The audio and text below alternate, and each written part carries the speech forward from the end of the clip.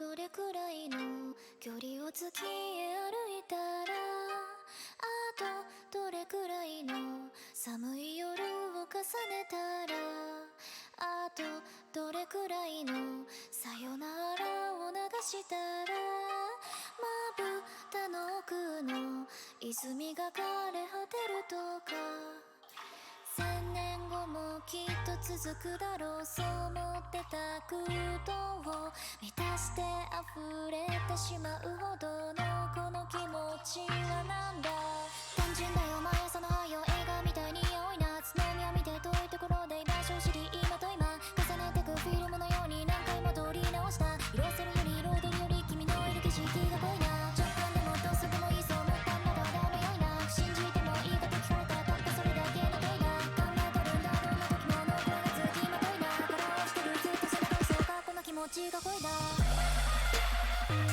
Hello, everybody, and welcome to What Do You Say Anime. I am your host, Peter. On today's episode, we will be reviewing the 2020 Fall Seasonal Wrap-Up Show. Joining me today, we have Pat from Watch Club. Pat, how's it going today? It's good. How about you, Pete? How are you doing? I realize I never get the chance to ask how you are doing because Wow. it's always multiple people here, and it's awkward if all of us do that. So how are you, Pete? Let's hear from you for once. Well, since our last episode, I've been doing fantastic. I got a tattoo. Yes. Show it, please. You can't see it, but the people if you're watching on YouTube, you will be able to see it. I got Guts from Berserk, who is my favorite character of all time. He's now tattooed on my left, bicep/shoulder area. Holidays were great. I can't complain. And now we got the new seasons of anime going on right now, so been watching a ton of anime. My vacation's almost done with work, so I'm not looking forward to going back to work on Monday, but it's been really good. Thank you for asking, Pat. That was really nice of you. Of course, yeah, and because it was a sobering reminder while I was sitting here while preparing. I was like, well, I have no webcams to look at during this episode because for those who don't know, when we record, for whatever reason, Pete's webcam doesn't work. So he always is this everlasting circle of squares, trying to. Yeah. So I never get to see how Pete reacts to me or anything I say. I don't know if he even likes me. But you know what? But I normally have other people to look at. In this case, now I don't. So it's gonna be a lot of self-reflection today, I feel like. Yeah, there's we'll see. First time for everything. Now I don't know. Hopefully, I think it'll work out because then you don't get to see my facial judgments and everything, and other people's facial judgments. So then you can just spitball anything you want, and you don't have to worry about what anybody look at disgust they have on their face by your. I was gonna say opinions. that never stopped me though. That never stopped me in the past. So we'll. But if you're ready to go, I'm ready to jump right into it with a very popular show from this past season. I'm ready to jump, but before we do, just give me your overall thoughts on the fall season. Sure. I think it was surprisingly good because everyone's been saying this. It feels like for the past 6 or 7 months, but winter 2021, it's gonna be such a good season.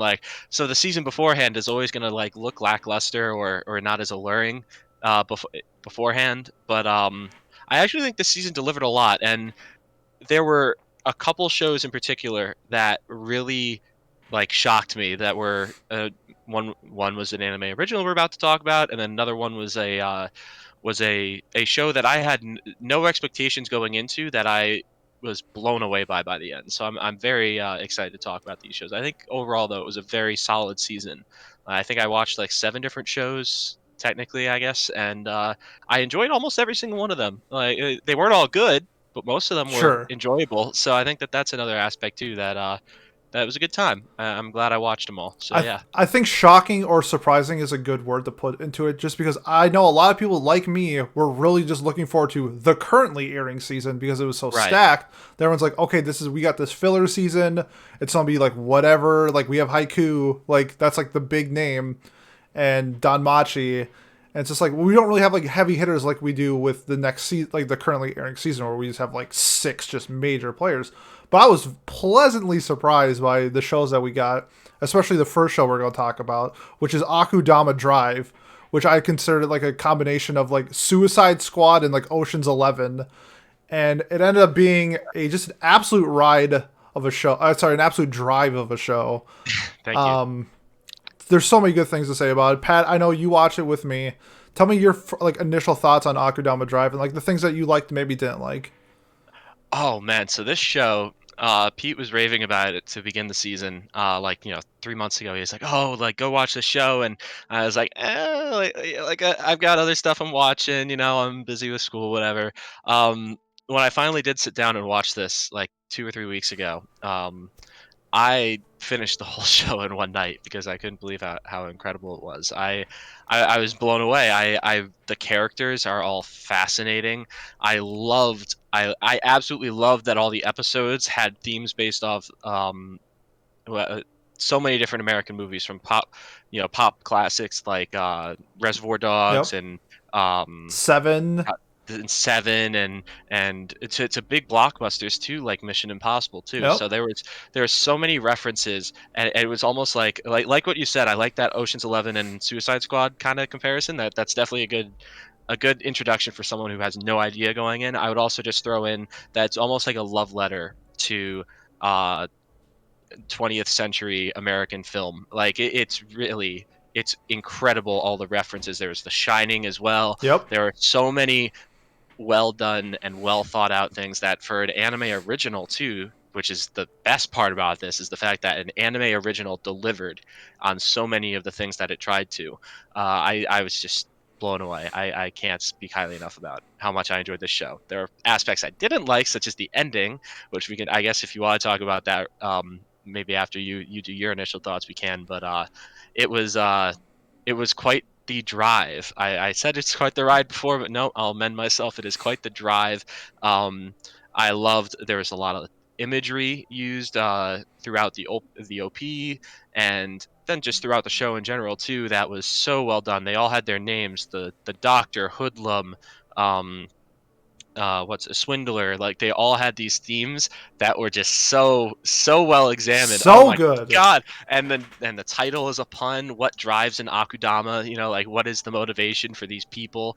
Yeah, and even the villains were so enjoyable too. Like I loved it. I've been talking too much, but you can tell because I love this show so much. Yeah. I'm just trying to think of how you would perceive the show if the stuff that happened on Capitol Hill happened during when like episode 11 happened, because I was getting like hardcore Akudama Drive vibes from when the scene where the people are at like the police station and then they're Yeah. rioting and all this stuff, and then the only difference is that Akudama Drive, they're just like, we're just gonna kill everybody, which is crazy. No, yeah, no, I didn't even think about that. That's a great point. I forgot that scene happens in the Yeah. show. There's so many good things that happen. So Well, that's one of the things that annoyed me about that show, though, was because that never got resolved. That never got really, and it's not like it didn't get resolved in where it was like there was a very clear implication as to what happened.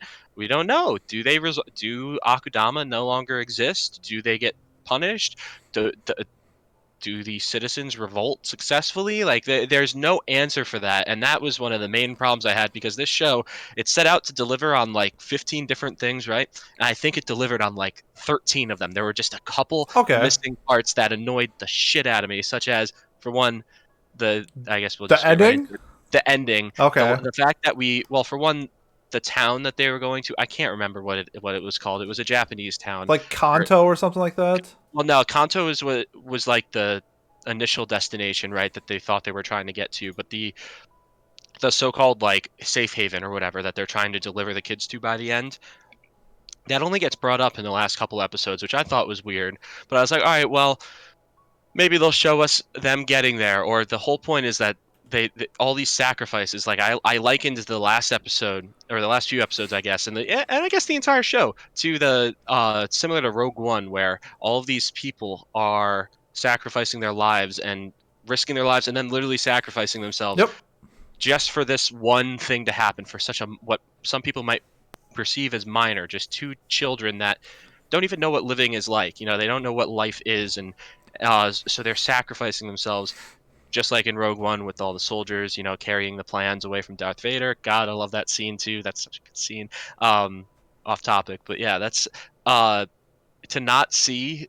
It'd be, yeah. So it'd be like if you watched Rogue One and then it just ended and you didn't know what happened in A New Hope. That's how I perceived the ending. That frustrated the crap out of me, because they get there, they see the white light, like, oh, we're about to see Yep.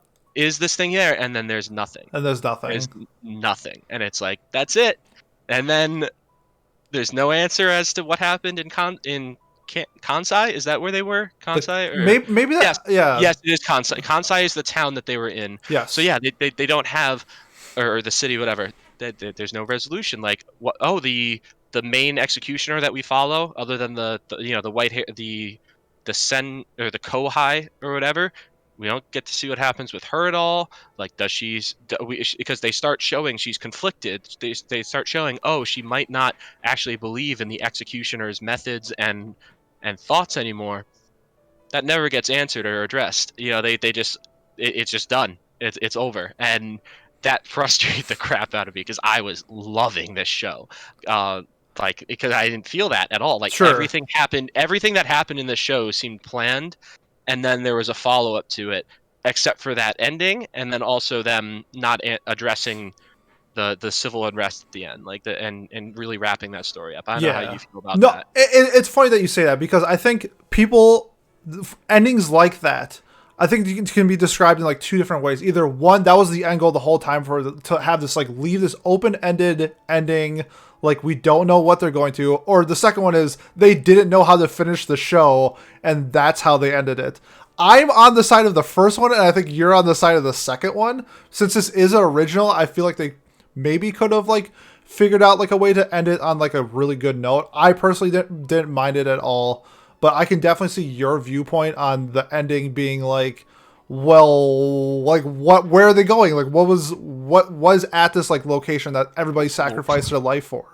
And we just don't know. Purpose? Exactly. What was the purpose? Like, holy shit. Yeah, that's a very good point. I think that's I wouldn't say that they didn't know how to end it, because I think there were ways to end it. Because I was up a long part of the night after finishing this, thinking about like how they could have ended it. Yep. It wouldn't have been easy, but I think that if they even if they just revealed like, oh, there was a city, or there was actually something there for them to look forward to, or there wasn't. Yes. And then the whole message would have been, there's sometimes sacrifice is in vain. There's no point to it, or you get like a Devilman Crybaby ending where it's like nothing matters. That's the end. That's the moral of the story. Because I really liked how like the city itself was like it's essentially like the only city like left in the world. It's kind of like Madoka Magica, where everybody is in this one region. There's this train that goes in and out. People worship the train, because like that's like the only thing of like the outside world. And it's really interesting, just like the world building that they had in the show, because from the past that there was like this giant nuclear war. I'm assuming I don't know if there's only like 2 cities in this world, because it's kind of set in Japan, but like also not set in Japan. It's kind of, I don't know how to describe it without you actually watching the show. Hopefully people understand what I'm saying. But I really like that whole world of just like, oh my god, dude, just the train scene where Doctor is killed and everyone's like worshiping the train, like, please let us aboard, and then the doors open and they rush in. I love that because it shows just this great like symbolism of the train itself. And there's so many good things I love about this show. The characters, I think you mentioned before, I thought Swindler was an amazing character. The fact that she swindles the entire show without actually being like a swindler is amazing. Her character is so great. Cutthroat was like a great like main villain type of dude. Brawler was a great bro. I loved his character where he's just this brute force dude. That's all he did. Yep. He acted first and thought about the consequences second. Doctor, there's a bunch, like, is she 900 years old? Was she actually a dude before this? Like, there's so many cool things about like Doctor. Hoodlum. I thought Hoodlum for like the longest time was like the dude behind the scenes. I thought he was like the main or the bad guy in like Saw, where he's just like living out this like facade in the group as a character, but he ended up just being like whatever. Courier was cool. He's like a great like, I guess like proponent to the main character Swindler, and then like Hacker.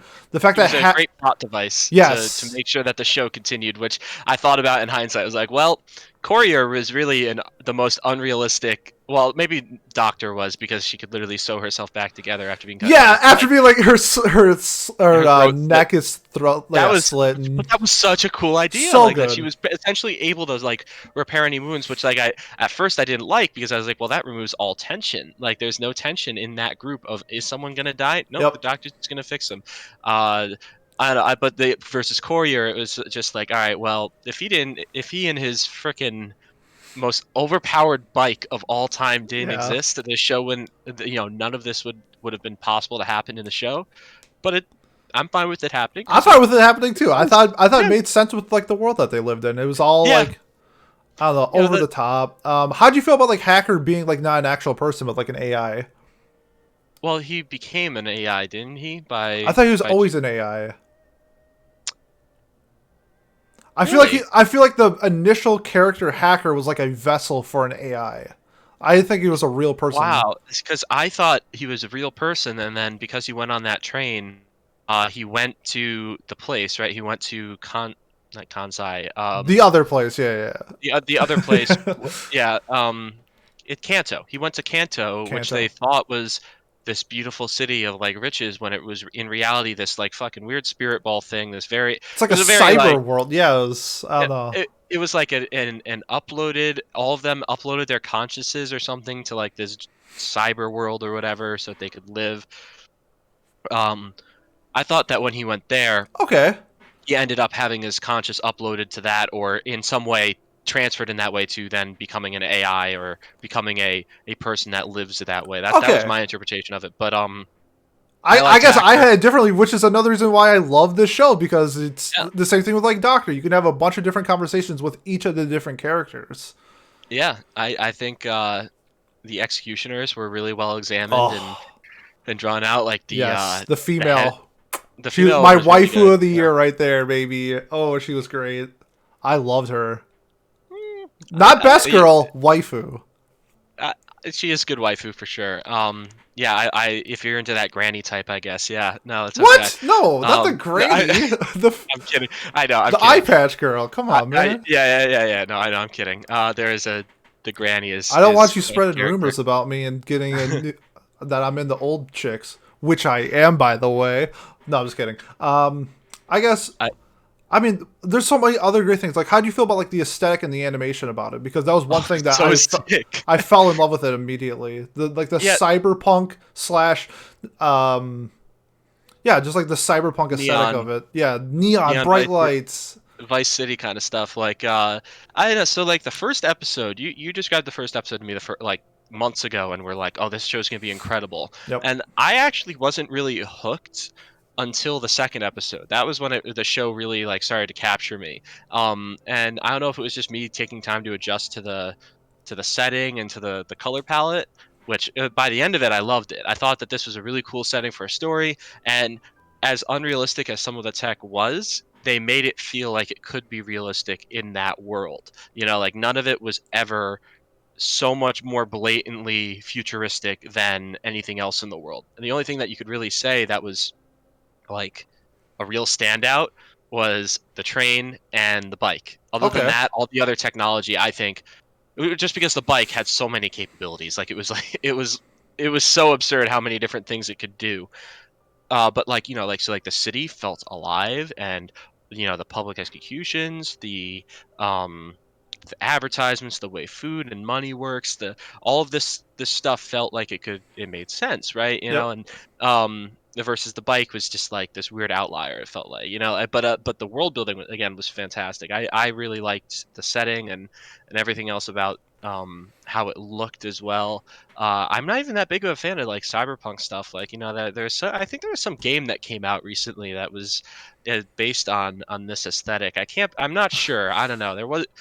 I don't know. Maybe we'll get like a finished product, right? Yeah. Well, I think they said the finished product will be coming in like 2077 or something like that. But we can only hope. We can only hope that it's finished by then.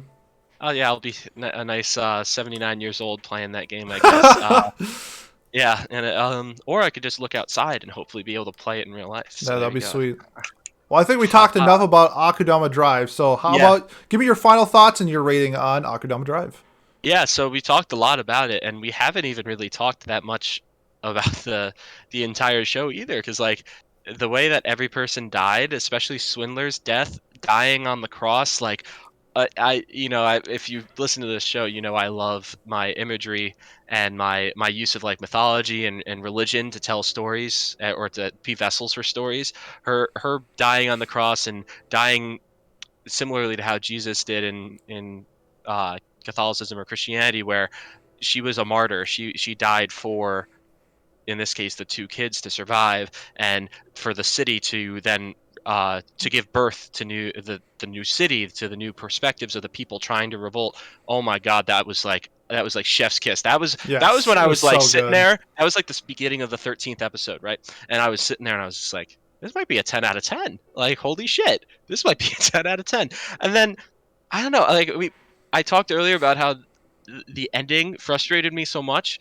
It doesn't even feel like it needs another episode. It just needs like 10 more minutes. It Yeah. doesn't, not even like it could probably fit. It could probably make this show better with just 5 more minutes of show, and that's why I was so frustrated by it. And I think so. My final score right now is an 8. I think it would be an 8.5 if I could go up to that high, but I can't. So I'm gonna stick with an 8, where I enjoyment of the show was a 10 out of 10. Like, there's no doubt that I absolutely adored the show. All the references, all the movies, like the Shining scene. Oh my God, that was so So good. good. That was so good. I was like, oh, I saw the episode title Shining, and then I was like, all right, well, if there's not a bathroom scene in here, I'm gonna be very upset. And sure enough, there was. There Like, they absolutely delivered was. on everything that they tried to deliver on. Other than that very frustrating ending, I was so mad. I messaged Pete directly that night because I was like, "Are you fucking kidding me that this is how this show ends? Like, I hate this." Which, like, again, all those endings I usually dislike. This one I disliked the least out of those kinds of endings. I will give them that. Like, I wasn't as mad as, let's say, with I don't know, like for an example, like Hoseki no Kyuni, the ending to that show, where it's just like, yep, we're not answering anything. Yep. It's not like that level of frustration, which I know they have manga to fill it in, but that's not, we're talking specifically about the anime. Like, Yep. it's not that level of frustration. Versus with this show, it answered most of the things. God, I was annoyed that it didn't answer everything I wanted. But I yeah, feel I feel you. Just because I'm the same way. It gripped me. Me was the episode 1. You were episode 2. It gripped people pretty quick. I think a lot of people weren't expecting much because this was Studio Pierrot, who's known for like not yeah, really the best looking shows, and I was just blown away by the aesthetic, blown away by the animation. The little cutscenes that they do, where like each scene gets pulled in, like yeah, was a great like little addition to the show. The little things, like you said before, the titles of the episodes, the OP changing based off of the injuries that they are occurring during the show. So like when it starts out, everybody's healthy, but then by like episode 7, you start to see like neon paint on like people's hands, and that like represents the blood because they're taking damage based off fights. I love the characters. Brawler was her amazing. haircut. Yeah, or the haircut. Swindler was amazing. I loved Cutthroat as a villain. I loved Doctor as like a also villain-ish character. Morally Gray. I liked that a lot. Yes. Yeah, There are so many things about this show that I loved. I don't know if it's like the combination of just me being caught off guard and how good the show was, or actually how great the show was. But I loved the show. I'm giving it a 10. This was an incredible show for me. I think it's the best show from the season. It's an anime of the year contender. I think it was that good. I loved it. And yeah, so Akudama Drive gets a 10 from me and an 8 from Pat. yeah. It was probably tied for my favorite show of this season for sure. I can't say enough how great it was, but I just, oh man, like you said, how you were so caught off guard by it, and then how much you loved it. Like, I loved it so much that I wanted it to be perfect, and that's why I'm Yes. frustrated that it wasn't, because it felt like it could have been too. That's the most, because it's not like a show that you look at and you're like, all right, well, I didn't expect much, or I didn't think there's no way you could make this into a masterpiece. Like, I thought this was so freaking close. It'd It be like was if there's one pixel that was off in like a piece of art or something that just bothered you, like, and Yep. that's how I feel about it. That's fair. And I think a lot of people, I think that's the beauty of the show. I think people will agree with like my take on it and give it a 10 or like high. Yeah. And I could see people like taking your take and giving it like a 6 or a 5 or something like that, where just like they were so distraught by like the questions that were not answered that They're just like, no, this show sucks type. I should say sucks, but like maybe like could have done more with the time that was allocated. Yeah, and I don't get when you look at Mal, I'm surprised that it's a 7.8. Like that Yep. seems very low to me. I thought it would be in the 8 range, but I I thought it'd guess be in the 8 range too. all like anime originals struggle, on Mal because there's just not the numbers to pump them up. But also, a lot of people wrote very hateful reviews of it, like calling it just like edgy and That's all weird. gas, no brakes and stuff. Which I didn't feel that I way didn't at feel all. that Like way at yeah, all either. like there was blood and gore and stuff, but it's not like it was gratuitous. It was Yeah, part of the story. Like I don't know. absolutely. Either way, we've talked so much about this Either show. I way, mean, Akudama Drive, great show. We both fantastic I'm show. assuming we both recommend it, so yeah. I was gonna say, so you'd say it's a must watch, right? I think it's a must watch, yeah. I think it's a must watch as well. I think it's like a top That's what we did. I think it's like a top 3 or 4 show from the year. I think it's top 5 as well for me. It's really good. Yeah, so because like that's what we did at the beginning of our first impressions. First right? impressions, Must watch. Must watch, yep. Maybe, and then nah. This is a must watch. Yeah. Even with my frustrations with it. I agree. Watch. All right, on to the next show. We have the second part of Haikyuu Season 4 to the top, which only I watched. And Pat's going to sleep because he doesn't like good shows. So the first part of Haikyuu was definitely like just a major setup for the final match of Kurosano versus Inarizaki or something like that. I don't know how to pronounce it. I'm terrible. If it wasn't for math, I wouldn't have gotten into college. I always say that. So, yeah, this paid off like 100%. I loved Haikyuu. They did everything that you expect Haikyuu. Really, there were some spotty animations, but like for 99.6% of the show, solid ass animation. The OPs are always great with Haikyuu. You love to see it. The characters are amazing. This time we got introduced to the twins on the rival team, which was like the fangirls go crazy for the twins. They were like a great, I hate saying the word antagonist, but since the team that we're following is Kurosano, they were the antagonists of the show. The dynamic of all of the characters on the opposing team was incredible. We got some black representation in the show, so I know a lot of my like colored friends were like really happy about seeing that. Yeah, this was just below, I thought, a step from season 3. I love the match. The final point of the series was like my scene of the year. I thought they set it up perfectly. It was just like a actual like volleyball game, like what I would expect against 2 elite teams.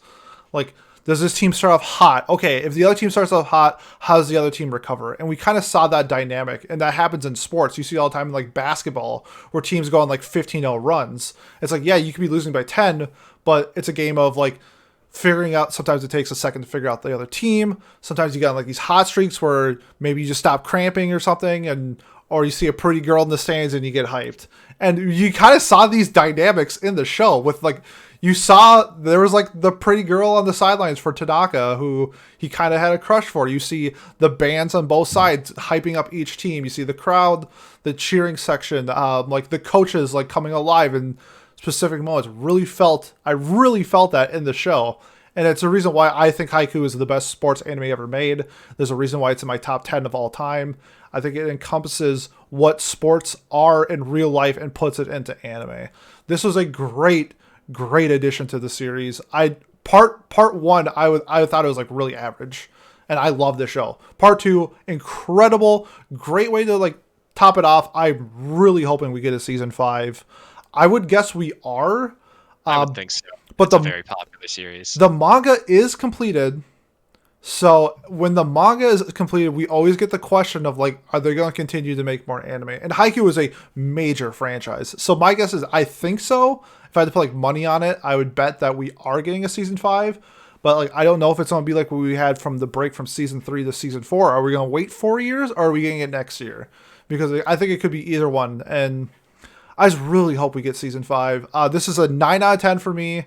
If you're a Haikyuu stan, you probably loved it as well, just as high as I ranked it. I think it's like an 8.5 on Mal. It was great. I think it was just a tad bit below season 3, but still an incredible ride. That's cool. I'm surprised to hear you say it's the best. So you liked it more than Ping Pong, the animation? Do you think that that's more just your love for this show and like the fact that you've seen so many episodes of it now, or your devotion to the series, or do you think that there's definitely that. Well, because season 3 is my favorite arc in anime history. I think it's just incredible feat of what they did and how they encompassed emotion in sports. So yes, I am biased just because I love the show. Ping Pong the animation, not to take away from anything, is an incredible show. I love Ping Pong. It's probably my second. I think it's the second best sports anime of all time, probably. But I'm already so invested in the characters. Like Tsukishima is like one of my favorite characters of all time. There's so many like great dynamics that Haikyuu does compared to other shows. It's like the main emphasis is on highlighting the opposing team and getting to know them, because maybe they beat them in season 1. It doesn't mean that they're done. Like maybe they can pop up in season 3 or season 4, and guess what? That's happening. Like they made you care for these side characters because they're coming back, and it's wonderful. So yeah, big Haikyuu stan. Love season 4. Hoping for season 5. Yeah, I mean, it's no Prince of Tennis, but it's a great sports anime, right? Yeah, so I don't know what that's I the haven't only seen other Prince of sports Tennis. neither. It's not that It's good. Is getting it? like a sequel movie in 2021 for some reason, though. Even though Is it? it's been done for like 10 years, and Yes, it has. is guess what? Slam Dunk is getting a movie adaptation or something like that. It's like the anime ended in like '95. Like, why is it getting a movie? But hey, people like their sports anime, so you never know. Yeah, I will never understand the devotion that some people have to sports anime. Even as an athlete myself, I don't understand it. But you know what? A lot of people don't understand my some of my passions. So I don't hold anything against them. It's okay. Let weebs live out their dreams of being like Exactly. Yeah. the Let me cool live. kid in Let me school. live vicariously through these volleyball players, please. Yeah, So, yeah. so, Well, I can tell you try to do that, so it's okay. wow. But yeah. Okay. Mean. Okay, on the next one, the show that me and Pat both watched, and that's Tonikawa, Fly Me to the Moon. I another, like I said before when we started the season, a surprise because honestly, looking at it, the animation looks pretty garbage. But then as soon as the OP started, I was like, you know what, this is probably going to be better than I thought it was, and it absolutely was. So Pat, tell me your thoughts on Tonikawa, Fly Me to the Moon. Yeah. So this show, being the rom-com trash that I am, going into the season, I was like, all right, what's the rom-com? What's the next rental girlfriend? Like that's the next seasonal, the Horimiya of this season. What's the new rom-com that I'm gonna be watching? And it was this show, and I read the synopsis, and I was like, this is weird. Like this Yep. is not normal. Um, but I was excited for it though at the same time. It was actually the only show I think that I anticipated that I was actually going to watch and ended up like really liking. That was an original, at least. Like I didn't think going into the season I was going to watch Akudama or another show we're going to talk about later, but this one I knew I was going to watch, and I watched it week to week. I loved it. It it was such a fun, refreshing take on the rom-com genre, in my opinion. Um, I I loved God, what, NASA, whatever, however you want to say his name. Yep. He was great. People, he was people always would, we'd get annoyed when people would say, "Oh, I can see myself in Kazuya, right, from Rent a Girlfriend," I versus hope with this not. case. It's like, well, like, okay, you can maybe see like one specific aspect, like one Sure. tiny bit, but like you can't relate entirely. This guy, the way he's so like trying to be efficient and trying to, and just like so oblivious to the way that some certain social norms are about taking care of yourself, like eating actual food and not just eating hot pot every night, like living in a place with more than just a bedroom, and like and owning a TV, like going to see history, like all this stuff that he was so oblivious to. I was like, I could totally see this being a real person. Like this, it was very fun. Like it was obviously amplified to the point of like an anime, but Yeah. it was still fun to see that this guy explored. And then Tsukasa that's her name, right? Yeah, Yeah, the Tsukasa. girl. Yep. Yeah, she was a really fun character. The side characters were fun as well. I thought but the relationship between Tsukasa and Nasa really carried the show for me, I think, the most. Like I think that was really what kept me coming back every week, is seeing how they interact, the blushing, the moments that they would actually like They're like get to know newlyweds. each other better. Yeah, Yeah, like, being oh, we love newlyweds. each other so much. This is so embarrassing. Yeah, it Yeah. was great. It's funny that Yeah. you said like the awkward thing because I really liked how, or sorry, not awkward, like oblivious NASA was, and the girl who like liked him, Aya, I think her name Yes. is also just extremely oblivious to everything. It's like, oh yeah, I could see why like you would find like this person attractive. I also like that they didn't dwell on that. No, they Where didn't as at soon as all. like she found out that like he was married, like that whole like I'm not. It wasn't like I'm gonna win him back type of thing. It's just like, oh okay, the crush I liked is now married, so I'm going to move on with my life. Huge fan of when adults do adult things. Big Yeah. fan. Their Street Fighter episode was so fun. Just the show is so it was so enjoyable, and Yep. each episode got better and better because the premise is like you meet a girl, you like her, you want to date her, and she's like, well, actually, if you want to be with me, you have to marry me. It's kind of like a silly premise, but then how it all develops into like, I don't know, they made a burrito with a bunch of different toppings and folded it up, and it was a great burrito. Like they did so many great things. My only real knack on it is like the animation seems like it's from like 1995, which Really? I didn't even notice it that badly. I mean, it wasn't like stunning, but it wasn't. I I didn't think mean, it was like distracting. there's no shading. Like That's Tsukasa's like blushing are like lightning bolts through her face. yeah. So like, I understand it's probably how the manga is drawn. Like I understand that, but like, for instance, there's an anime that looks very similar to this that does like shading and with the characters a little bit better in terms of animation. That's Surizuri Children. If you, I don't know if that, it's a great show. You should watch it. It's like 12 minutes an episode. You should watch it. It's great. I've seen it like 8 times. So it's kind of similar to that where like you can do more with the animation if you wanted to. And since I'm like a stickler when it comes to like this type of stuff, that's like only my like major knack on it. We are getting like a special / OVA. So I'm really hoping that we get a season 2 sometimes down the road. If Rent a Girlfriend can get a season 2, I feel like this can get a season 2. I feel like I haven't looked at the manga sales, but like I'm pretty sure it sells pretty well enough to probably get a second season. If the show Kuma Bear can get a second season, Tonikawa can get a second season. Yeah, It is. yeah. I'll talk about it when we get to my speed round, but Yeah. yeah. I mean, the characters are so great. I love Tsukasa. I love Nasa. I love the supporting characters. Even like it was really cool to see like the family dynamic of meeting their mom and NASA's mom and dad. Like Oh, it's so good. not many times in anime. I mean, especially in anime, it's like the dad is gone at work, and sometimes you meet the mom, but it's usually only the mom. And it's just like little things like meeting both of his parents is a really cool thing that I like to see in my romance anime. And you could see where his personality came from Yeah. his parents too, which was so well done. Like he was literally like, it's like he was their child, almost, you know, Yes. like it's because that's how well done it was. It was like, yeah, he's literally just a combination of the two of them, and you could totally see all the quirks that he gets and all the good sides that he gets as well, like the compassion and the willingness to learn and listen. Like you know, the Yes. parents are the same way. So for me, the only thing that I really disliked about the show, and it's not even really a dislike, it was again more just a frustration, is that they hinted at the idea that Tsukasa is Princess Prince Kaguya, Kaguya, yeah. and that the show follows the story Yep. of Princess Kaguya, which is for one a story of tragedy, and which is not something I'm looking forward to if they actually do follow through on it, but I will understand it.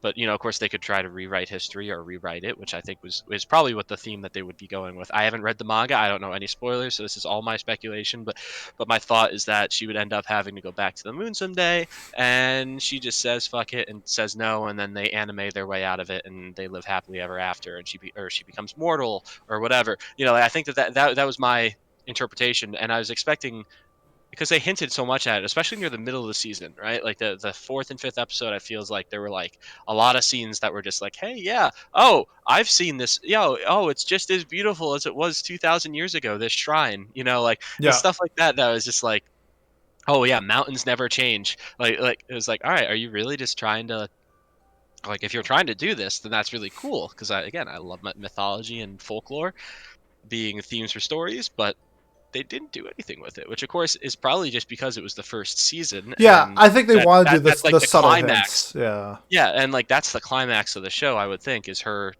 revealing that she is Kaguya. Um, But that also still annoys me because I don't know if there is not going to be a second season, which again I think there will be and I hope there will be, but if there isn't, then that's a knock on this show because they didn't finish the story, like, and again I think some people will disagree with that because like, oh well, they didn't know they were going to get canceled. It's like, well, sorry, Yep. it's still just objectively, if I'm just looking at this story, they Absolutely. hinted something and there's no payoff, which again I loved this show though. It was You so brought it funny. up before, Land of the Illustrious. I Yeah. loved Land of the Illustrious, but there's too many whatever, and I gave it like a 7, and then I immediately went out and bought the manga. Like, it wasn't like a knock on like the show, it's just what we're getting in the anime that I'm currently seeing. Like, are you gonna leave the story like as it is? I think like also what you said with Princess Kaguya and the first scene where he gets hit by the bus, he's like staring up at the moon because he's like, like concussed and bleeding to death. Yeah. And then like she walks over him blocking the moon. I think that's like kind of like another subtle hint that the moon plays an important role in this, and it's called "Fly Me to the Moon." Like, Yeah. this isn't a Neon Genesis joke. Like, this is like a Princess Kaguya reference. Well, yeah, I was waiting for like Sinatra to play or be Yeah. referenced at some point in the show, and I don't think he was, which annoyed me. I'm sure the rights for that song is probably a little bit more expensive for. Oh well, playing the song is one thing, but having like a poster of Sinatra or Sure. someone who very clearly looks like him in the background, or having Tsukasa like hum the, Yeah. like that kind of thing, like anything like that would have been. It was just been like, oh yeah, like Who knows? +1. Maybe we'll get it season 2. You never know. I would love to. I would love to. And again, I think that it was just such a joy to watch every week. I was looking forward to Friday every week because I was like, I get to watch this show. I get to be cozy. When I go lay down to bed tonight, I'm gonna be smiling and laughing and feeling good. So yeah, I don't know. I guess we can just get into our final thoughts. For me, this show again did the rom-com right. It did both the romance and the comedy was really well done. It wasn't trying to be like some super deep story with a huge moving message, but there is still a good message there. Like, be yourself and love your loved ones and show them compassion. Be willing to learn and adapt and live with them. I think it does a really good job of showing that message. Again, my only real frustration is just the lack of closure on some of the stories, which again we'll hopefully get sometime soon. So, but I think an 8 out of 10 is a pretty fair rating for the show because, again, like you said, yeah, the art, yeah, like while I defended the art earlier, it's not like it's incredible by any means. It's not stunning. I still don't understand her freaking hairpiece on the back of her head. If someone in the comments could please explain to me Please tell how us what that works, is. please tell us what that is, because it bothered me from the moment I saw the show. I was like, what the hell is this? What is this fake non-yarmulke looking thing like on the back of her head? And I still have yet to get an answer as to what its purpose is, because I don't understand. I want to understand. So please, if someone knows, any of our 58% female listening audience or whatever the stat is, Thank you, please Johnny. tell me. Yeah, thank you, Johnny. Please tell me what that is or what the function of it is in the comments below. But yeah, so 8 out of 10 for this show. If you're a rom-com guy, I think it's a must watch. If you're not, then yeah, you could probably skip it, but like I wouldn't. So I'm gonna say it's must watch. Yep, I'm gonna agree with most of what you said. Most must watch if you're into that rom-com.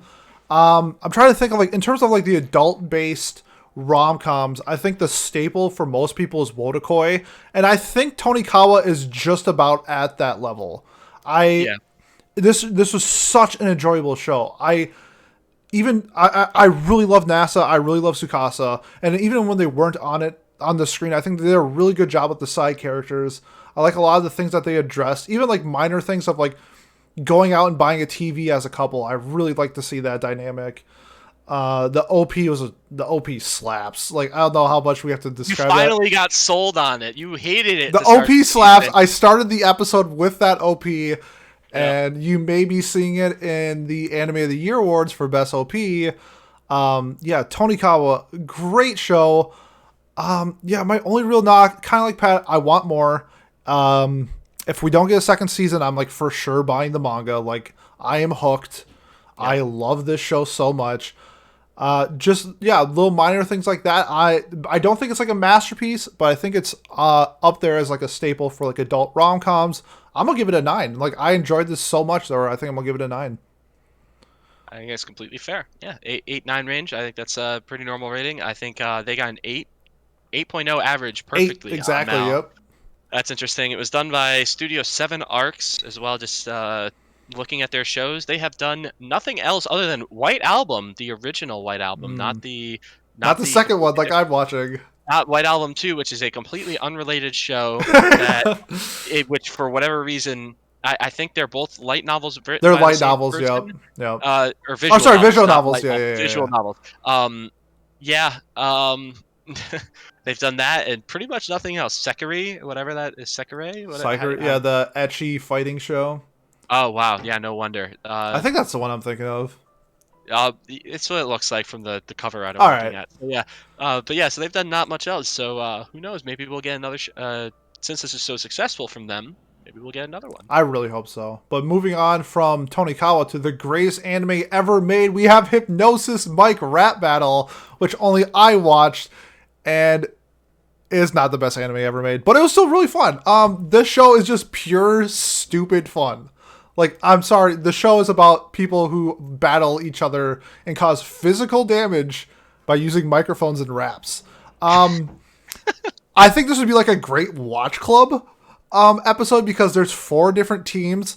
I think it'd be really fun, like debating who's your favorite squad or whatever it is. The raps themselves were great. The OP was great. The character design was really good. But let's be honest, it's a show about battle rapping with mics that, like, I mean, it's in the title Hypnosis Mic. Also, you have like these hypnosis spikes that can like control people.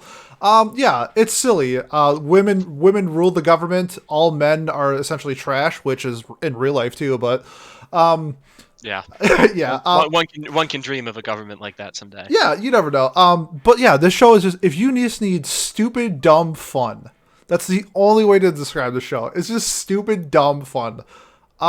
Yeah, you should also consider Hypnosis Mic. It's wildly popular in Japan, like insanely popular.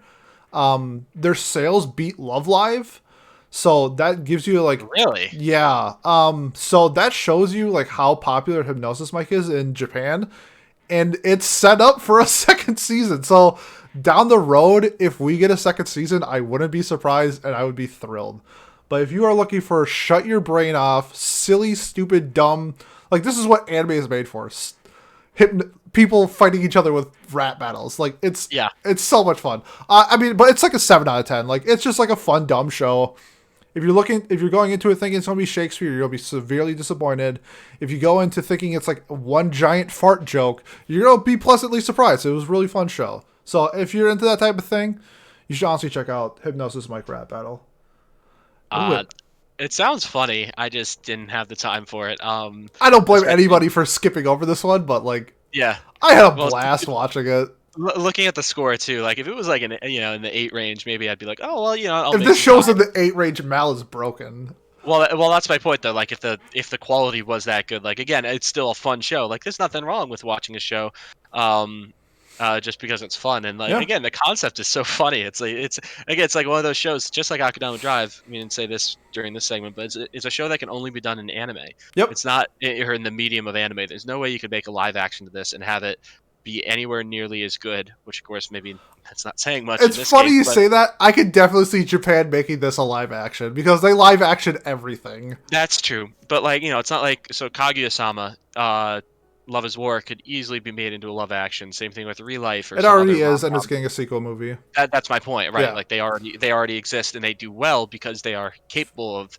I still think I can't imagine the Love is War live action is better, but because of like the slap comedy and the visuals being a little Sure. harder Yeah, to do. yeah. But even then, like all right, let's say God, what's another show? I don't know, Sing Yesterday for me. Again, I'm not don't use this as a quality thing, but like that show could have been made in Live live action. action. Yeah, for There's sure. nothing absurd about it. Versus in this case, I happy. In this case, this show could almost never be done in live action the same way that this it was done in the anime. So Yep. I think it's so cool to see shows like this coming out. I'm glad that it existed, even if I didn't watch it. I guess my point. For sure. But now, Pat, we're gonna move on to a show that only you saw, And I've Yes. only heard great things about it, and that's Golden Kamuy Season 3, so take it away, Pat. Yes. So Golden Kamuy season 3 was a show I've been looking forward to since one of my history major friends at university recommended the series to me a few years ago. We were sitting in class together, and he saw my anime background on my laptop, and he was like, "Oh wait, like, do you watch anime?" And I was like, "Yeah, like yeah, I love it." And we started shooting the shit, talking before class, and he actually is the first person that got me on Mal as well. Like, he was like, "Oh, do you know about Mal? Like, how to keep track of all your shit? Um, like, and you can find other shows a lot easier." And I was like, "This is awesome." So shout out to him, Callahan. Love you, buddy. Turned me on to this show though. He was like, "Oh, Gold Kamui. Like, if you love history, you're gonna love this show." Sure enough, this show, which is just about Japanese history and mixed with a heist and and an absurd JoJo's style humor. I don't even know if JoJo's style humor is the right way to describe it, but it's just absurd gag comedy that blends into the story so well. Like, one of the most serious scenes in the movie, or in this season, is when the two main characters who have been separated for a while, Sugimoto the Immortal and Asirpa-san, the two of them reunite. They go to hug it out, and he's wearing his military jacket, whatever, because he's a Japanese soldier who just fought in the Russo-Japanese War. They hug, and they go to set, and they sit there, and it's like a really serious, like, super happy, like, warming moment. They've been building the whole season up to this moment, and then they freeze, and they're like, "Hey," Sugimoto goes, "Asirpa-san, are you okay? Like, what's going on?" And she's like, "I'm stuck," and it's because this is in the middle of the winter. Her eyelid becomes frozen to one of his uh, buttons on his jacket, and it immediately turns into this comedic scene where one of the other characters has to piss on her eyelid to warm it up so that she doesn't rip it off Wow. on his button. And it's just like this incredibly emotional scene, which I was like, yes, finally it's happening. Turns into this fucking slapstick moment that is just, and it's so funny. It's not even like it's tastelessly done. It is so well blended into the story. It's a consistent a theme throughout the series. You have these, if you need to look up and understand what Golden Kamuy is like, look up the Stenka scene, where it's literally just big burly shirtless men punching each other Say until one of less. them falls down. It is so freaking funny, and that's the second episode of the third season. They have a scene where Sugimoto is performing for a traveling circus, and he's supposed to pretend to cut himself with a fake sword that, by using water and, like, red dye, whatever. So he pretends to cut himself, do whatever. One of his friends or people in his party gets mad at him, or gets jealous of him for all the attention he's getting, so he switches out the fake sword with a real sword. And then in front of everybody, he has to use this real sword, and he, goes to do the act that he had been preparing Ugh. for, and he's like, "Wait a minute, that's real blood.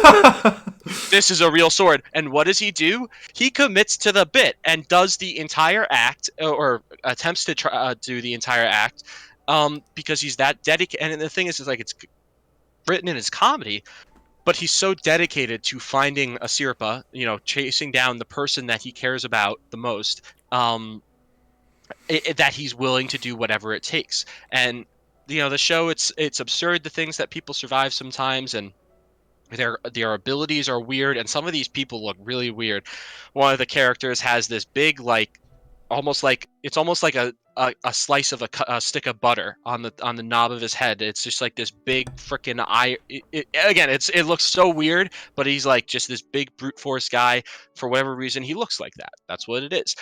It's so hard to encompass the show, but it's so well liked in Japan that I can't imagine we're not going to get a fourth season. It is incredibly popular in Japan. Like, I know I rave about it all the time, and a lot of people seem to like it here in the States, but it is a top show in Japan, which is crazy to me to think about. And it's because of the history that it has. It's such a cool time in Japanese history that isn't really covered very much, or looked at in most anime.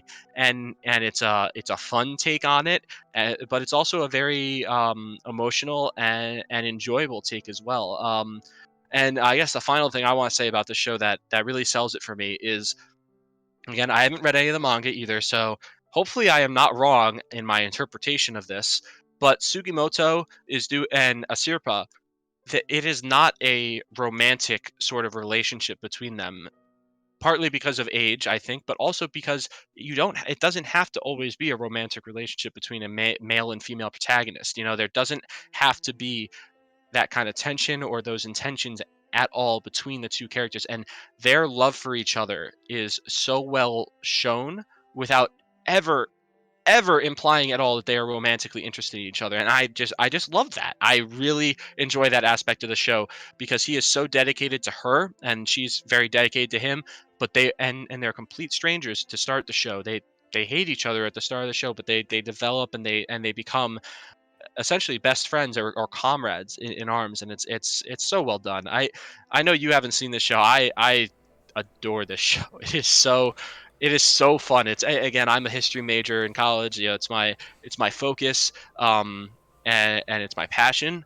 But even without that, this show is so enjoyable. So I cannot recommend it enough. I gave this season an 8 out of 10, just because it felt at certain times that the plot didn't really progress very much, but the final few episodes were mind blowing. Like I could not. It just seemed like a lot of things happened in the final few episodes, which is the same thing that happened in the second season too, where it slowed down a little bit in the middle, kind of dragged its feet through the mud a bit, but then balls to the wall again right at the end of the season. So I can't wait for season 4, which will almost inevitably be announced again because of how successful this is in Japan. I think it's a must watch if you like Japanese history. I think it's a must watch. I think if you like JoJo's, again, I don't even like JoJo's, but this does JoJo's style so much better than JoJo's does, in my opinion. So I know that's probably not a huge, hugely popular take, but I think if you like JoJo's, you'll love this show. So please give it a try. I hope someone else was convinced by my rambling to give the show a try, because I just love it so much. So you said that they weren't romantically involved, but do you want them to be? Oh, no, sorry. Let me make that clear. Yeah, they are not romantically involved, and I don't want them to be, and I don't think they will be, and I love that because it's just a story of these two people that care about each other and are trying or grow to care about each other. Yeah. That and it doesn't have to be romantic, and it's so wonderful that it isn't. That's my what is point. the age difference between the two?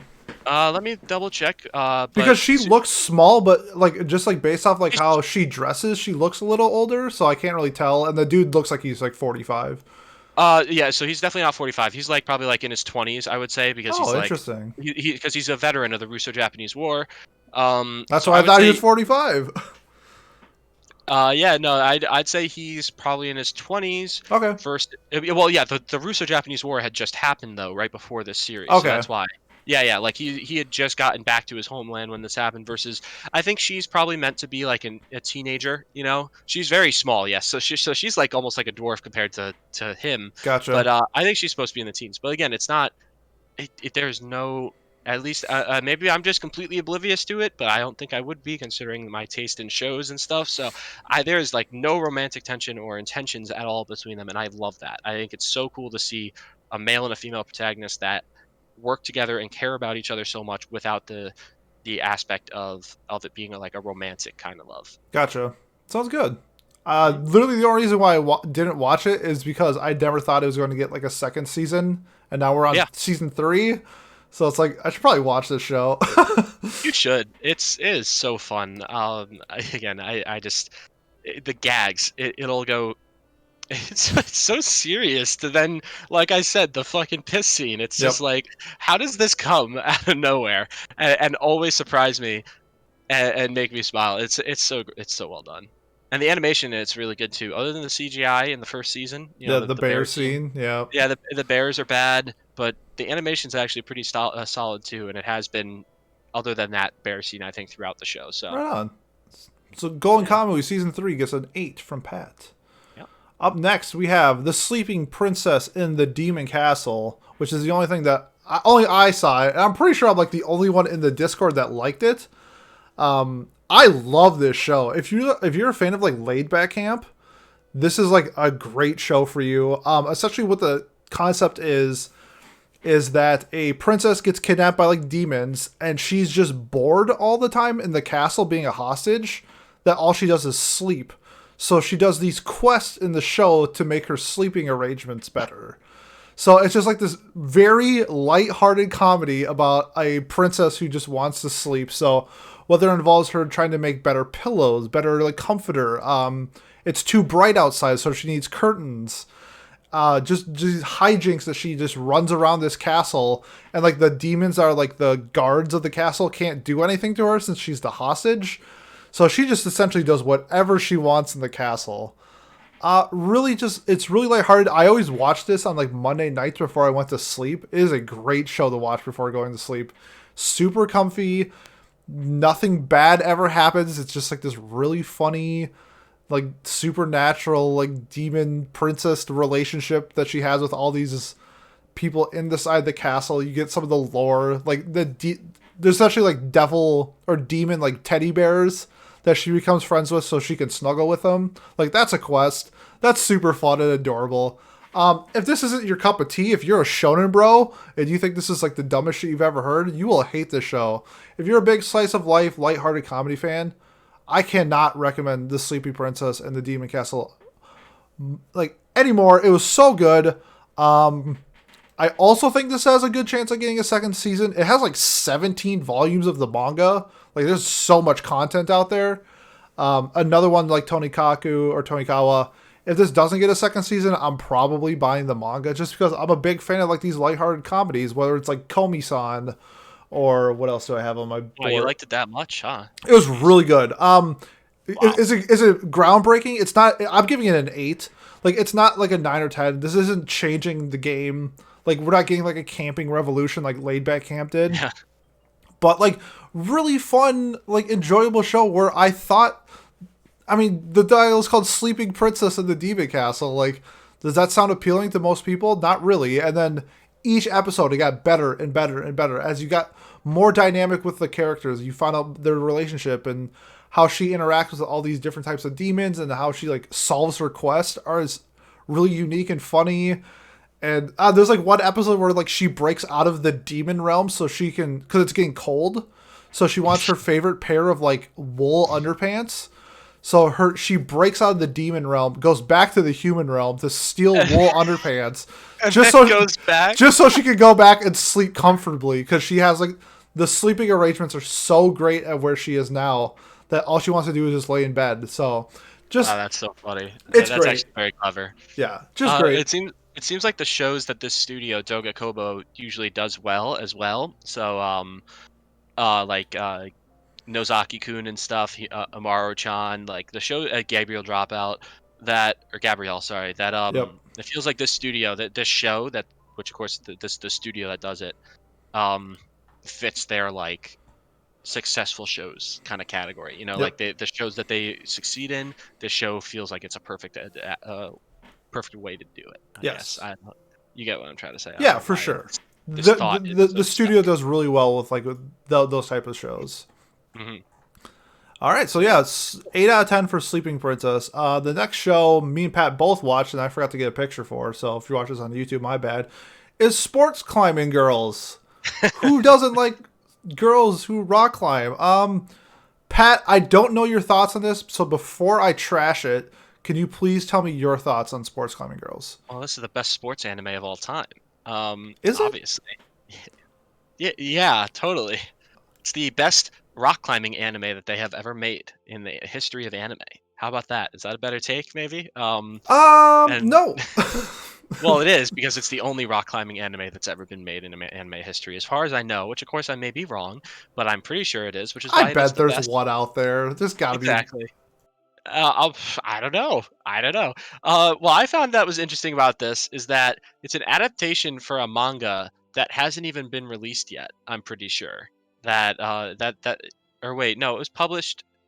It was published from 2017 to 2019. So why this show got made, I don't understand. It's got to be a gotcha game. It has to be a gotcha game. No, it's not. No, like it's going to be a gotcha game. Like Oh. That's what I'm feeling. Like this has to be a gotcha game. Maybe because again, like when you go to the Mal page for what it's adapted from, it doesn't even have a score. Its score is not applicable because it's that unpopular or unread. There's only 4 volumes of it that exist. I don't understand. So the show, I like the main girl. She's fun. She's quirky. It's cool to see her, how she takes her gaming. So this is the one thing I can relate to her, where she'll take things or skills that she learns from playing video games, and then adapt them into real life. I guess that's the same way for me, where like there'd be times in Pokemon when I was growing up where I'd be doing math, and then I'd take the math that I did and I'd go and use it in real life. Something like that. Similar is the best analogy I can use to describe how she solves these rock climbing walls using her puzzle game knowledge, it was cool. The fan service shots were really annoying and random, which of course I didn't expect anything else from this show, or I shouldn't have, at least going into it. Um, I don't know. I I watched it. I don't really know what else there is to say about the show. It it happened. It was fun. There were so many annoying villainous characters, or like bad guys. There was like maybe two like rivals or whatever that were bearable, and the rest of them were so annoying. The fucking cat The pun rabbit. girl. Oh my god. Oh. Yeah, yeah, yeah, yeah. You are yeah. you are touching on why I hate this show. Yeah, go ahead. You can take it away Okay, from so here. I got nothing else to say on this show. I have two giant gripes in anime. One is that the anime never lets girls wear pants. They always have to wear skirts. Like 99% of the time, they always have to wear skirts. Regardless if it's negative 70,000 out, they're wearing a skirt. And my second one is anime doesn't let girls play sports. And guess what? They set it up perfectly in episode 1, where instead of like, she sets it up as like, it was like a game. It was like a Pac-Man thing on the climbing wall. Like how she was going to solve the pattern on the wall was like this Pac-Man thing. I was like, this is insanely creative. Like I love this. Yes, they are making a great girls climbing like sports show. And then episode 2, they're like, fuck you, just kidding. Because guess what? This girl has to say nya every time she talks like a cat. One of the rival girls has to wear bunny ears because why the fuck not? Like because she's a spider. Oh, so she wears. That was the same character. Yeah. Yeah. So she wears. It. So she wears bunny ears. Bunny ears. Yes. Cool kurusu. Yes. Oh my god. They're treated as idols. This has happened. I'm pretty sure this was last year. It was called Cinderella 9, where it was a girls' baseball team, where it was the same thing. If you're a girl, you have to have a quirk. You can't just be a normal girl. You have to talk like a cat. You have to wear bunny ears. You have to do this, this, this, and this. And they set it up in the first episode to be great, and then they just ruined it. They ruined it. Why can't you just let girls play sports? It's so easy. People will still enjoy it. Like, I understand that when you're rock climbing, you probably wear like biker shorts or something. They're probably tight fitted and they showcase your ass. I get that. I understand that. We didn't need multiple shots of it over and over again every single It's episode. the scenes where they're climbing and you're not actually like watching them climb. You're watching the zoom up of their camel toe. Like, oh, guess what? They make it very clear that these girls have giant asses, huge tits, and massive camel toes. And they do not. It's not like one of those things where it's like a zoom out shot and you can see the physical like features of a woman. I understand that part. That makes perfect sense. It's when you have a full scene and 80% of the screen is the girl's tits. Like that's where it's like different. And yeah, the perspectives that they would choose to use were yes, you can choose how you angle your camera. And it's like you take your camera and then you zoom it in on one particular area, and that's what they did. And it would be like if the podcast, if you're looking at my video right now, sorry for our audio listeners, if instead of when there was a conversation going on, instead of just me staring at the screen like this and this is what you see, it would be like if I was like this. Exactly. And then and this is how the scene was going on. Or better yet, if I turned around, I'm not going to for the sake of our viewers, but that's the exact, that's the kind of thing that it was. And it was just so freaking obnoxious. It was frustrating because it was like, this could be cool. The character design is nice. Like I don't know, the four main girls were they were they were fine. Okay. I had no issues with them. Oh, also I had a huge problem with. Okay, they describe it why they're so determined to win the team competition. So the prior year before, the two girls on their team get first and second place. and they take the top 3 scores from each school. Now, if you get first and second place in a team competition, you are advancing to the next round. Like that, and for some reason they get first and second and they do not advance. That's why they're so determined at placing so like well in this tournament. And then she gets 10th place. Okay, so then it's the main girl gets first, the new girl gets 10th, and the other 2 girls don't qualify, and that's fine? Like, oh my god, dude, the logic in the show just like it like blew my mind of like if you've ever played a team sport in your life, you understand how this works. It's an aggregate score. It's like you playing soccer and you play like an aggregate like 2-game thing and you win 8-6 in the 2-game score, but the second game you lost like 6-2, so therefore you lose. That's like what happened. It made no sense. Like you're not applying logic to the actual story. I don't know. This show sucked ass. I hated this show. I didn't think it sucked ass, but it definitely wasn't great. For me, this show is everything I expected that it would be. I guess if that's one way to put it. I didn't go in with very high expectations, and yeah, they didn't shatter them, nor did they. But they could have. They could have. The first episode was so good. I think that's Stockholm Syndrome, Peter. You just hate sports anime. Well, but even then, like, I don't think that the first episode was that. Like, when you said that, you were like, oh, I enjoyed the first episode. I was like, oh, this is pretty cool. Like, it's fun. I didn't feel that massive drop off to the second episode. I just felt like it was the same show. It was just like, all right, well, we're doing the tropes. We're not doing like a unique show. We're doing tropes. So that's what I. Yeah. And then I knew the rest of the season. I was like, all right, no expectations. Just go in, watch, enjoy the pretty colors, enjoy the cool. Shit that's happening. I don't know. Enjoy the few characters that were enjoyable. This for me was the most like quintessential 6 out of 10. Not good, but You should have said this is the most quintessential quintuplet and gave it a 5. You set yourself up for that, bro. Well, but it's not Quince. Quince is good. This is. I know, but Quince is a 5, the number 5, and you said quintessential. It's an anime joke. You know what? If I have to, what anime is that? What? If I have to explain the joke, then it's not funny. Hopefully somebody understands my humor. No, but it's not a 5 though. This is a 6. It's not terrible. It's not average. It's never mind, Patrick. Never mind. I don't get the joke. I don't think it's funny, Pete. I'm gonna call you out on it. It wasn't a funny joke. My mom thinks I'm funny, so that's all that matters to me. Yeah. So this show sucked. Love you, Mom. Love you, Mom. This show sucked. Even though the show has like the quirks of girls, people should try to like check out Hanibado, because at least that's like a good girls sports show. That's badminton, and if you can't, and that's like a 7 in my eyes. Like if you can't compare it to a very average like girls sports show, like it's trash. This show sucks. I'm giving it a 4. Wow. Yeah, I'm trying to like the main characters I liked. I liked episode 1, and people didn't like the OP. I thought the OP was pretty solid, but like, yeah, there's. Really I hated it. See, everybody hates the OP. I thought it was fine. Yeah. I was just. I don't know. Maybe I skipped it. I skipped it every time. It maybe was that's just me. Skip. Which is weird though. I don't know. Yeah. Normally I like OPs, but that one was an instant skip. Yeah. I don't know. So yeah, a 4 probably. Well, other than the shows I dropped, which were IWGP, which is What If Gangsters Were Friendly. That show sucked. And then like The Last Crusade, which was the Romeo and Juliet show, which was just every episode was Romeo and Juliet. This show's boring. This was probably the worst show of the season, I would say. So yeah, I really did not enjoy it. Wow. Yeah, it was bad. Wow. All right. Okay. Now it was the worst show I watched too, so I can't disagree with that. True. So yeah, fair enough. All right, now it's time for my speed round.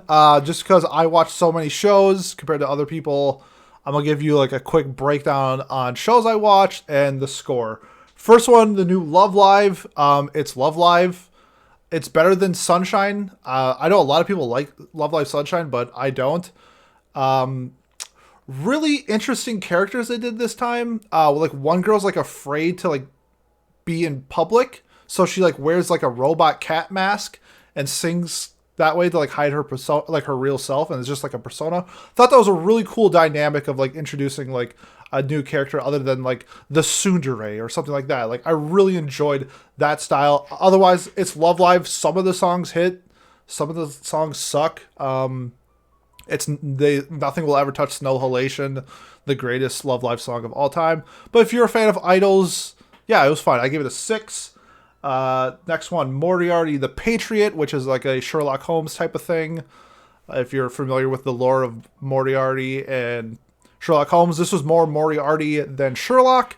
We are getting a second season. Really interesting dynamic with Moriarty. I wasn't a big fan of the Sherlock Holmes character, but down the road we might see more just because he wasn't introduced until like episode 9 or 8 or 9 when this is an 11 episode season. Still really fun. I think season 2 is going to be much better than season 1. I'm going to give it a 7 with like the really high chance of being like a 9 when it's all said and done.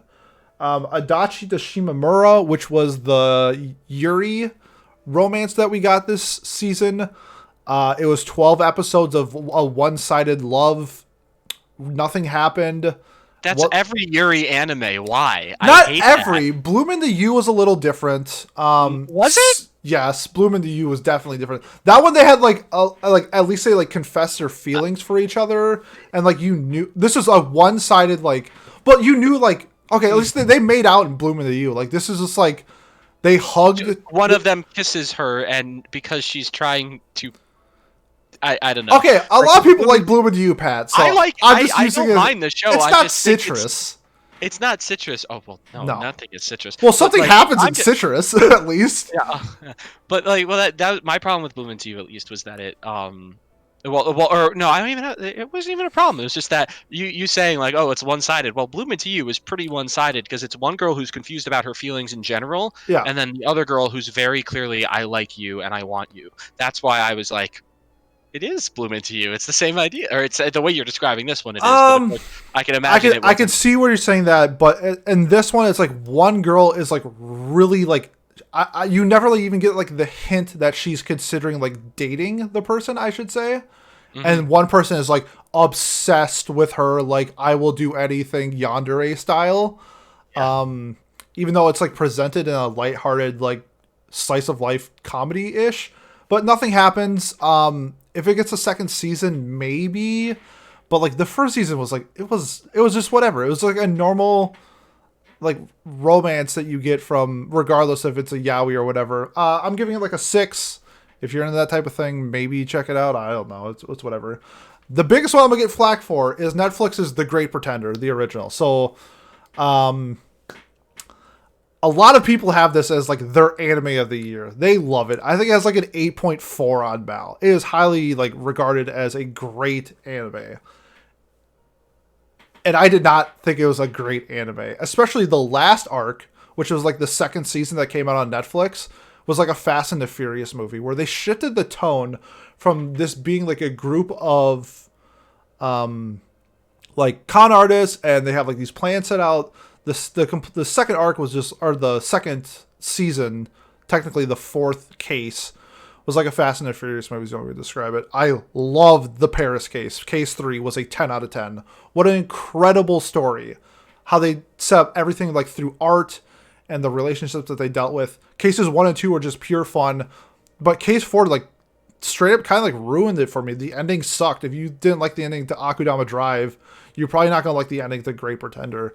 Thank you for telling me that so that I don't ever watch it. But like, but that being said, like the character design, incredible. The ED is Freddie Mercury. Like it's cheating how good the ED is when you have Freddie Mercury singing the ED. The animation's incredible. The soundtrack, incredible. There's so many good things to say about this, but like my biggest thing is like sticklers and character. My biggest sticklers are story and character. Characters are pretty good to great. Like I'd say the main dude, Laurent, loved him, but everybody else was just like good to okay. I think they could have done a lot better with other characters, and I thought the story itself was, man, it's just so weird. You have Case 3 being perfect, and then Case 4 just shitting on it. I hated it. The ending was so bad. I'm giving it a 7. It was still good. It was still enjoyable. It has a really good dub. So like if you need like a background show or something like that, I think this was like a really good dub to watch. But man, yeah, Great Pretender 7. DanMachi, Is It Wrong to Pick Up Girls in a Dungeon, season 3. What they did with season 1, how they made it this fun RPG style show, and they kind of ruined it season 2, and then they completely ruined it season 3. It is now like this drama, super serious, like I don't have any fun with this. Why do I care about Bell and his adventures when like everything he like risks his life for is so minor? It's really hard to invest myself in the story. The show is called Is It Wrong to Pick Up Girls in a Dungeon? Like, go hit on some chicks, bro. Like, he obviously has a harem if he wants it. Never, like, even comes close to touching it. It's just not fun. Like, the show isn't fun anymore. There was one episode 7, I want to say, which was incredible. It was just randomly, like, amazing. Like, where did that come from? And then, of course, they ruined it. If you're listening to this, there's obviously going to be spoilers. The girl that he is protecting dies. And as soon at the end of like episode 5, I think the girl he protects dies. The beginning of episode 6, she is reborn. There is no downtime. There is no time to like reflect on like what happened. It's just she is now alive after being dead for, I don't know, 10 seconds. This show, I'm guessing it's getting a 4th season. Like this show sells like hotcakes. I'm giving it a 5.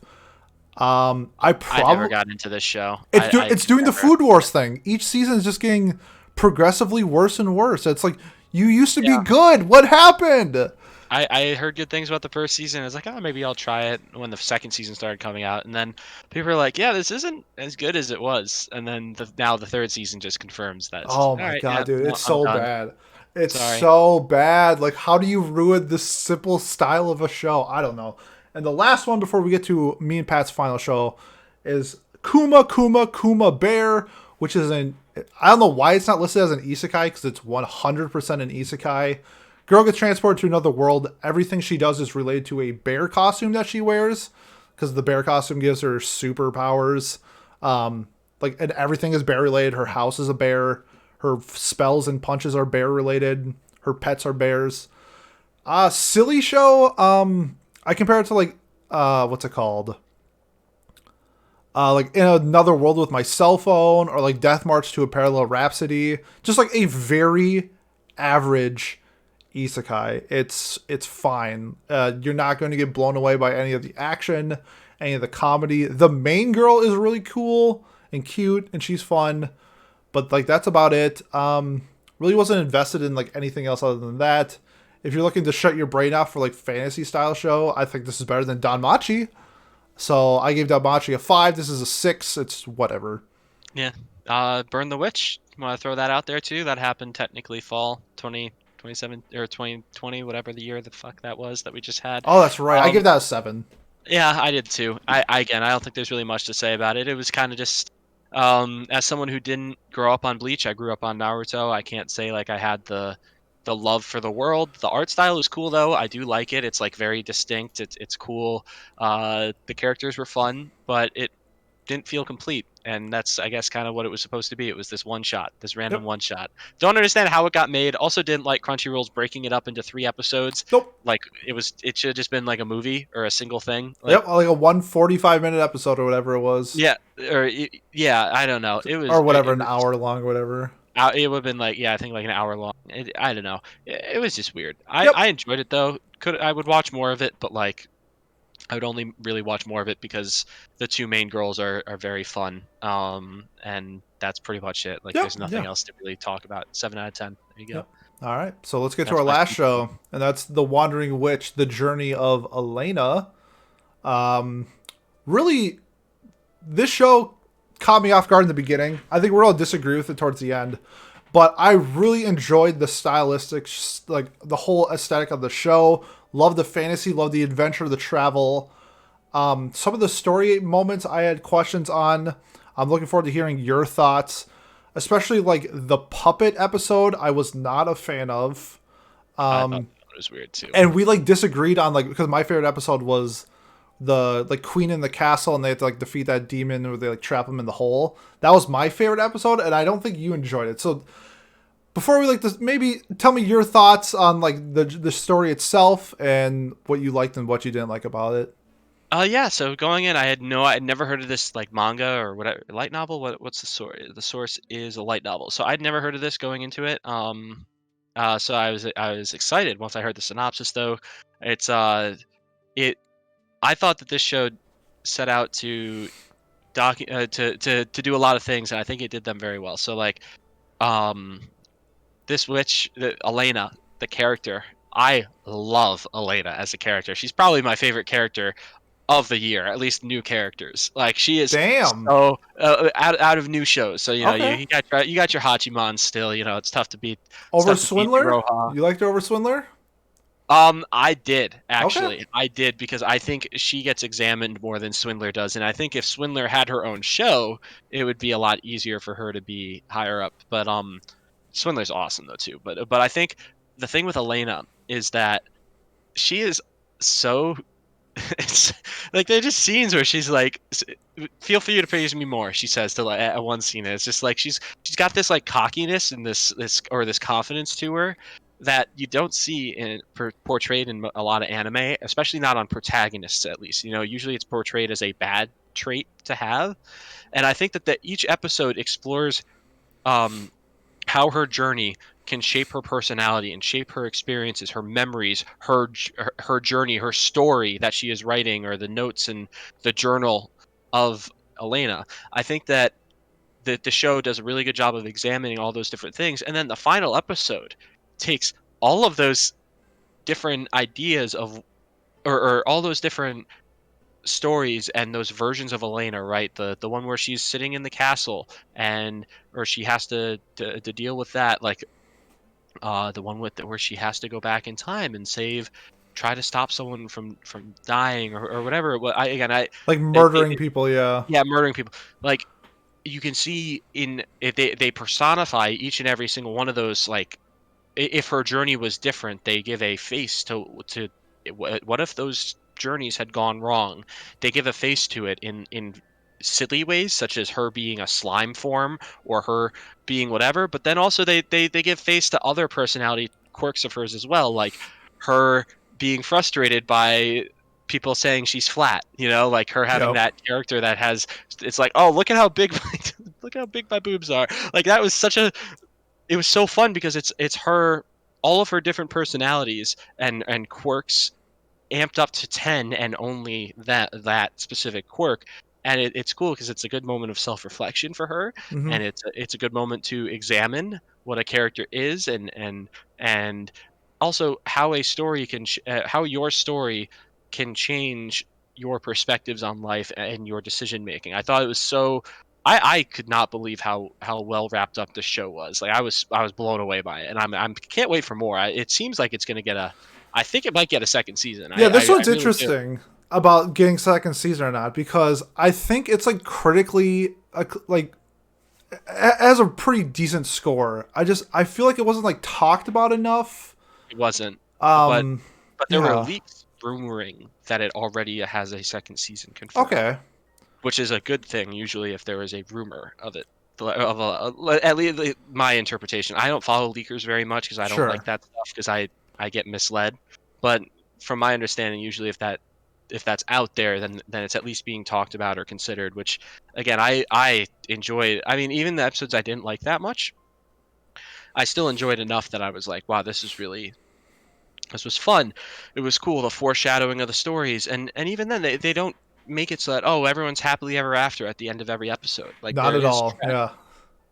there is tragedy, there is sadness in these stories. I didn't expect either. I don't know if you caught this either or expected this at any point. Her mother being Nike or turning out to have been Nike, Oh, the woman that that was a cool little twist. Yeah, when you I got did not the like. I mean, obviously, once they started hinting at it, I was like, "Oh, there you go. That makes sense. Like, it's her mother."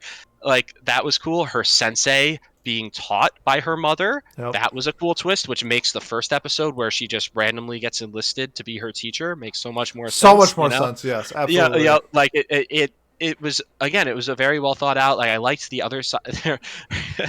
Her friend witch that's like obsessed with her. Um, that was really fun. Like she was quirky, she was dumb sometimes, but that Yep. was what was fun about her. And she was supposed to be like this person that makes it clear that Elena isn't just this sparkling, pure person of happiness because she always demands a price, like for Yep. whatever she's gonna do. She has negative thoughts. She's incredibly confident and um like her self-image or whatever. She believes so highly of herself. Like the when the truth serum gets spread on the or she walks into the town of truth that has this curse put on them where everyone has to tell the truth, Yep. including even if they're speaking in a mirror. She pulls out the first thing she does to test to see if she is under the effect of that magic, pulls out a mirror and says, "I am the most beautiful woman in the world," or something like that, which is just like, and then she's like, "Yep, okay, I, um, I can tell the truth," and because she says it, and so she's like, "All right, well, I am telling the truth," which shows that she is so self confident Yep. in herself that she thinks that she is the, which of course is such a silly thing to to think. No one, I know I couldn't say that into a mirror and say I'm being truthful. I'm the most handsome man in the world. That's not a truth, but to her it is, which is so fun to examine. I loved her character so much. I thought she was so fun to think. I think you could do a really good character study on her based off of the show, and I think it'd be really fun. I guess what I'm trying to think of, you make really good points. And my biggest thing was when I think the show aired on like Fridays. And like there was like a reason why like I didn't like immediately go out and watch it immediately on Fridays. Sometimes I wait until like Monday to watch the show. And I really enjoyed like how they set up like the first episode where I thought like, I mean, it kind of is portrayed as like a Harry Potter type of thing because you see like wand battles in the first episode. She's flying on like a broom. I'm like, okay, obviously it's called The Journey of Elaina. I know she's like going to go on journeys. So like, I guess I had like a perception in my mind of like where the show was going to go, and it was really all over the place. And there was a lot of episodes where I thoroughly enjoyed. I really enjoyed the queen being stuck in the castle and like the deserted town. I enjoyed like the background of like her teacher and the other like blonde teacher, as well as like when they were teens being taught by Elena's mom. But then we had some other episodes that were just like, I don't know, they seemed like it would be like a filler episode. The puppet episode to me didn't make any sense. I didn't have any fun with it. I guess like when she goes to like one of the other towns and meets like her friend who's like obsessed with her, I wasn't having fun with the show. So like critically speaking, there's a lot of good things about it, but I also just think like there's some enjoyment levels in the show where they turned it down to like a 2. And I just wasn't enjoying the journey itself, I guess, is the best way to put it. I think that's a very fair criticism because for me, I was enjoying it because of all the folklore and the mythology things that were being hinted at. Because again, most of the stories they never used real names, but even the name of the woman or of her mother being Nike. Nike is the Greek goddess of victory and of success. She is which of course was shown as this woman Nike who wrote this story had such a successful journey, Yep. and then was able to move on to having her own family and doing other things. So yeah, it's I really enjoyed that aspect of the show a lot. Yeah. Yep. I just, there's just something, I don't know, there's something missing that's just, sometimes it's just not there. And whatever it's missing that I can't put in the words right now, it just didn't have it. But that being said, like it was still like an enjoyable show for the most part. You praise Elaina as like your favorite character of the year. I thought she was just, it's the same thing with the show. I thought there was episodes she was great. I thought there was episodes where I really wasn't having it. Like especially like the puppet episode, I wasn't like really enjoying it, and like it was. The puppet one was weird. It didn't feel like I don't know. How do you not immediately get suspicious? Yeah, the person who's like making everybody like fall in love with like these puppets is the person selling the puppets. Like wow, like I don't know. To me, that just seemed like a filler episode or something like that, and it kind of just like turned the enjoyment down because I thought like her adventure was going to ramp up, like because we had like that crazy episode where like that like chick like murders her parents or whatever it is, and they like go back in time to try to stop it. Like that was nuts. Like where the fuck did that come from?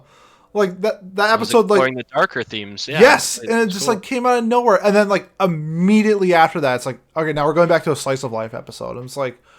Okay, so like I guess if you're into that, like I don't know where the show is going.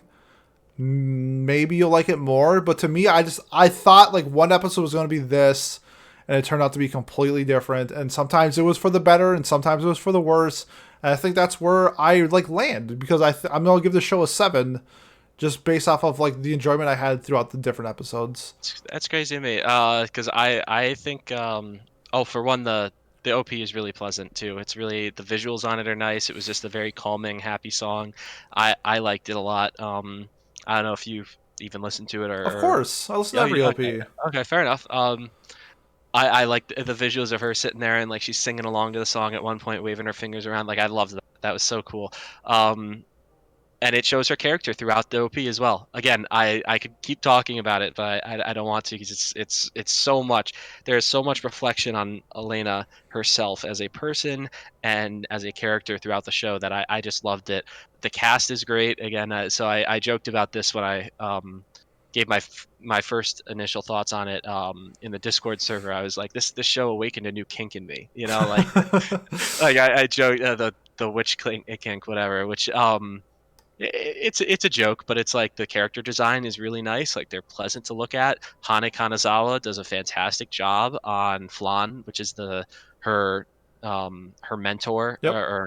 I think Elena's voice actor does a fantastic job as well. I think all the characters are really, really well done. I think the darker themes are explored a little bit. There's a little bit of everything, which of course means that there isn't a lot of one specific thing, which is why some people might not like it as much. But I really enjoyed that it really did give this idea that it was a journey of this one person and all the different perspectives and stories that they may encounter, rather than one uh one continuous note or theme throughout the Sure. show, which was what I really liked about it. I think I'm giving it an 8 out of 10. The art was really nice. Again, the music was good.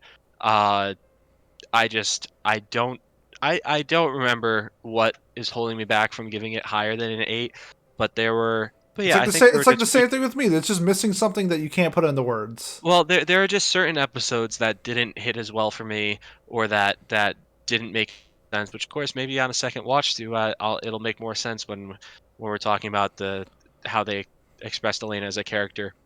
For sure. Again, I think she carried the show like so heavily, and I can't speak highly enough about it. You should give it a shot. Like even if you just go on YouTube and look up like, oh, Wandering Witch best scenes, like most of them are going to be Elena and her being herself and her freaking hilarious personality. I think that's a good thing for this show. So Yeah.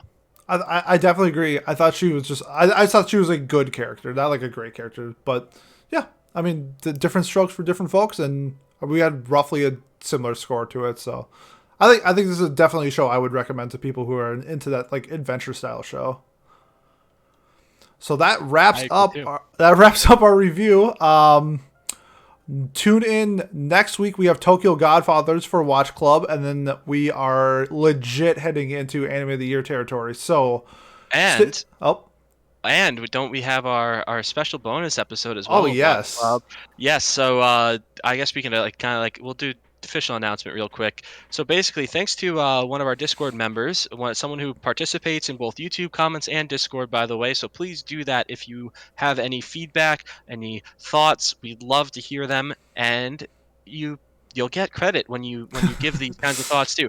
Fire had a Fire Rifle Discord member had a fantastic idea where we Secret Santa'd a bunch of anime to each other. So we all got different people. There's about 6 or 7 of us, I think, and we all got assigned someone random, and we had to give them an anime to watch. So instead of like Watch Club normally, where we all come together and watch one show, instead it's going to be 7 different people that watched. I'm pretty sure it's 7 different shows. It it didn't have to is. be, but Yeah, it is 7 different shows, and then we're all going to come together and talk about them. It's not going to be a full in-depth review or discussion similar to normal Watch Club, but instead it's going to be, coming in and let's say I assign Johnny a show, and I'll be like, oh, so Johnny, how did you like this show? What do you like about it? What did you not like?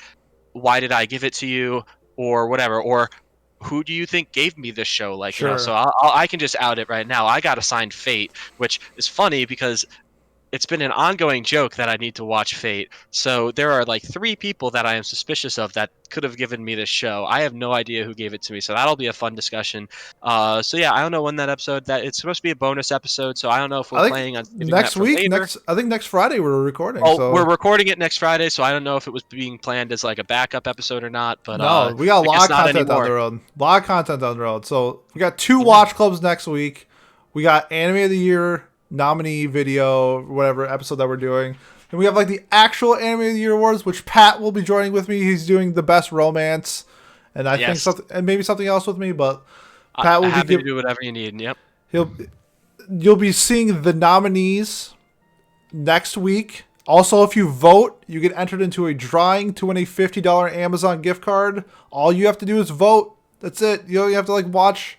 It's that easy. It's great. So check forward to that down the road. Other than that, we have like a Discord. Links in the description below. Shit. We have a Twitter. Twitter is the best way to stay up to date on the podcast. Follow us if you have a Twitter. That is also in the description below. We're affiliated with Books A Million, so if you're looking to buy physical copies of mangas, books, light novels, whatever you're looking for. If you use our affiliate link below, you help the brand out. Thank you so much to everybody who has done that, because we actually have people who have done that, so thank you so much. But other than that, I mean, I'm out of breath. I'm going to go watch some new seasons of anime, and I'll talk to you guys later. See you then. See you guys. Thank you.